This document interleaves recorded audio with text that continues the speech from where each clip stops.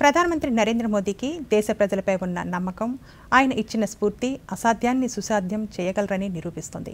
ఉత్తరప్రదేశ్లో 170 కిలోమీటర్ల పొడవున్న కళ్యాణి నది లక్షలాది మంది రైతులకు జీవనాధారంగా మారింది. కరోనా సమయంలో ఈ నది ఎలా పునరుద్ధరించబడిందో ఈ కథనంలో చూద్దాం.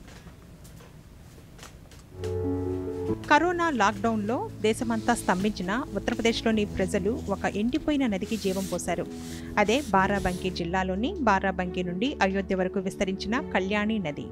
కళ్యాణి నది పలు గ్రామాలకు సాగునీరు అందిస్తూ పంట దిగుబడులను గణనీయంగా పెంచడంలో కీలక పాత్ర పోషిస్తోంది. ఒకప్పుడు జీవనాడిగా ఉన్న ఈ నది అనంతర కాలంలో నిర్జీవంగా మారి దాదాపు అర్ధ శతాబ్ద కాలంగా నీటిని వినియోగించుకునే పరిస్థితులు లేకపోయాయి.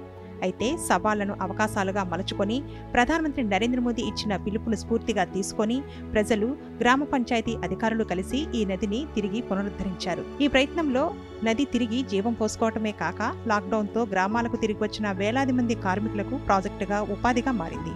నదికి జీవం రావడంతో నీటి మట్టం పెరిగింది. పంటలకు నీటి కొరత తగ్గింది. ప్రధానమంత్రి మోదీ కూడా తన మన్ కీ బాత్ ప్రసంగంలో బారాబంకీ ప్రజల ధైర్యం, ఆత్మవిశ్వాసం, సామర్థ్యాన్ని ప్రశంసించారు. నదికి మునుపటి స్వరూపం తీసుకురావడానికి నది పునరుద్ధరణలో ప్రజల అంకిత భావాన్ని కొనియాడారు. ఒకప్పుడు ఈ ప్రాంతానికి జీవన రేఖలా ఉన్న కళ్యాణి నది తిరిగి జీవం పోసుకోవటం ప్రజల్లో ఆత్మస్థైర్యాన్ని నింపింది. प्राकृतिक स्वरूप लौटाने के लिए काम शुरू कर दिया। नदी का उद्धार होता देख आसपास के किसान, आसपास के लोग भी उत्साहित हैं।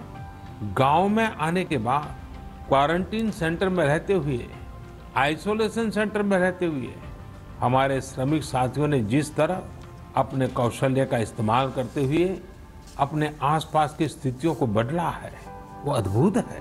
ఇది ప్రజల విజయం మాత్రమే కాదు, భవిష్యత్ భారతానికి మార్గదర్శకంగా నిలిచే సంకల్పంగా కూడా మారింది.